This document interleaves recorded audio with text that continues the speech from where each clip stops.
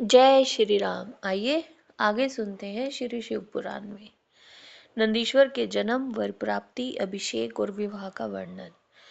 नंदिकेश्वर कहते हैं, मुने वन में जाकर मैंने एकांत स्थान में अपना आसन लगाया, उत्तम बुद्धि का आश्रय ले मैं उग्र तप में प्रवृत्त हुआ, जो बड़े बड़े मुनियों के लिए भी दुष्कर था। उस समय मैं नदी के पावन उत्तर तट पर सुदृढ़ रूप से ध्यान लगाकर बैठ गया और एकाग्र तथा समाहित मन से अपने हृदय कमल के मध्य भाग में 3 नेत्र, 10 भुजा और 5 मुख वाले शांति स्वरूप देवादि देव सदाशिव का ध्यान करके रुद्र मंत्र का जाप करने लगा।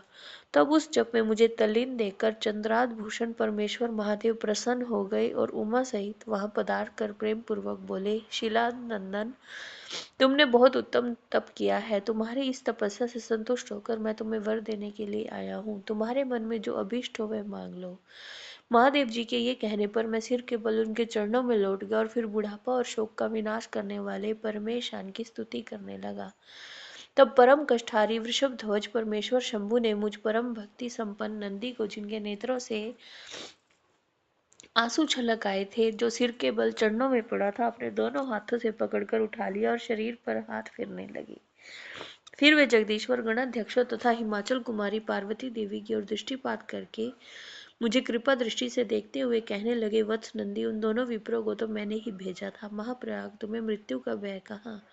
तुम तो मेरे ही समान हो, इसमें तनिक भी संशय नहीं है। तुम अमर, अजर, दुख रहित, अव्यय और अक्षय होकर सदा गणनायक बने रहोगे तथा पिता और सुहृद वर्ग सहित मेरे प्रियजन होगे। तुम मेरे ही समान बलशाली होगे। तुम नित्य मेरे पार्श्व भाग में स्थित रहोगे और तुम पर निरंतर मेरा प्रेम बना रहेगा।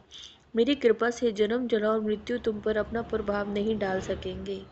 नंदीश्वर जी ने कहा, मुने ये कहकर कृपा सागर शंभु ने कमलों की बनी हुई अपनी शिरोमाला का उतार कर तुरंत ही मेरे गले में डाल दिया। विप्रवर उस शुभ माला के गले में पड़ते ही मैं 3 नेत्र और 10 भुजाओं से संपन्न हो गया और द्वितीय शंकर सा प्रतीत होने लगा। तदंतर परमेश्वर शिव ने मेरा हाथ पकड़कर पूछा, बताओ अब तुम्हें कौन सा उत्तम वर दूं? फिर उन वृषभ ध्वज ने अपनी जटा में स्थित हार के समान निर्मल जल को हाथ में ले तुम नदी हो जाओ ये कहकर उसे छोड़ दिया। तब वह जल उत्तम ढंग से बहने वाली स्वच्छ जल से परिपूर्ण महान वेगशालिनी दिव्य रूपा 5 सुंदर नदियों के रूप में परिवर्तित हो गया। उनके नाम हैं जटोदका, त्रिसोत्रा, वृषध्वनि, स्वर्णोदका और जम्बू नदी।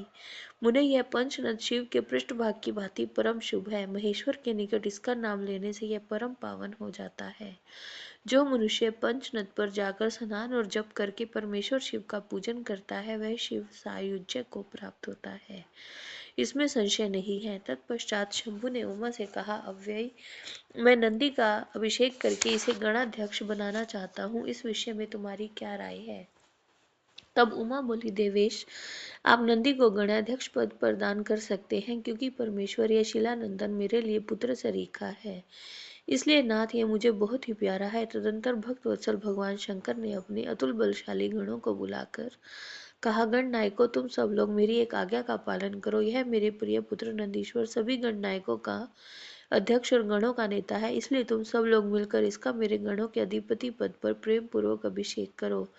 आज से यह नंदीश्वर तुम लोगों का स्वामी होगा। नंदीश्वर जी कहते हैं, मुने शंकर जी के इस कथन पर सभी गण नायकों ने एवं मस्तु कहकर उसे स्वीकार किया और सामग्री जुटाने में लग गए। फिर सब देवताओं और मुनियों ने मिलकर मेरा अभिषेक किया।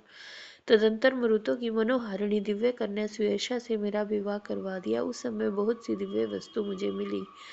वह मुने इस प्रकार विवाह करके मैंने अपनी उस पत्नी के साथ शंभु, शिवा, ब्रह्मा और श्री हरि के चरणों में प्रणाम किया। तब त्रिलोकेश्वर भक्तवत्सल भगवान शिव पत्नी सहित मुझे परम प्रेम पूर्वक बोले, सतपुत्र, यह तुम्हारी प्रिया सुयशा और तुम मेरी बात सुनो। तुम मुझे परम प्रिय हो, अतः मैं स्नेह पूर्वक तुम्हें मनवांछित वर प्रदान करूंगा। गणेश्वर, नंदीश, देवी पार्वती सहित मैं तुम पर सदा संतुष्ट हूँ, इसलिए वत्स तुम मेरा उत्तम वचन श्रवण करो। तुम मेरे अटूट प्रेमी, विशिष्ट, परम ऐश्वर्य संपन्न, महायोगी, महान धनुधारी, अजय, सबको जीतने वाले, महाबली और सदा पूज्य होगे। जहाँ मैं रहूंगा वहाँ तुम्हारी स्थिति होगी और जहाँ तुम रहोगे वहाँ मैं उपस्थित रहूंगा।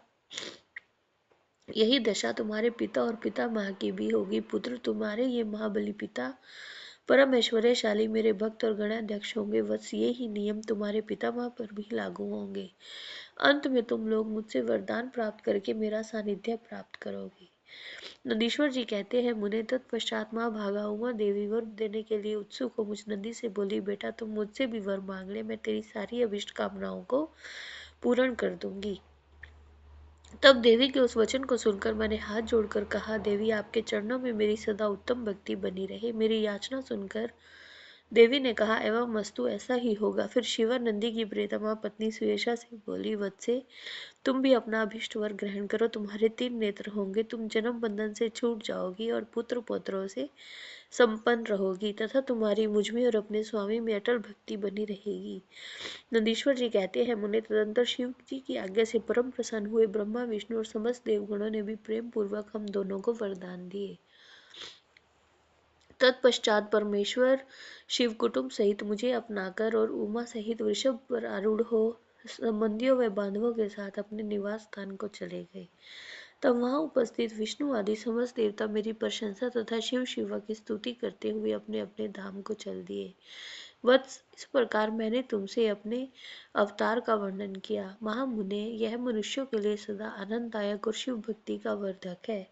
जो श्रद्धालु मानव भक्ति भाव चित्त से मुझ नंदी के इस जन्म वर प्राप्ति अभिषेक और विवाह के वृतांत को सुनेगा अथवा दूसरों को सुनाएगा तथा पढ़ेगा और दूसरों को पढ़ाएगा, वह इस लोक में संपूर्ण सुखों को भोग कर अंत में परम गति को प्राप्त होगा।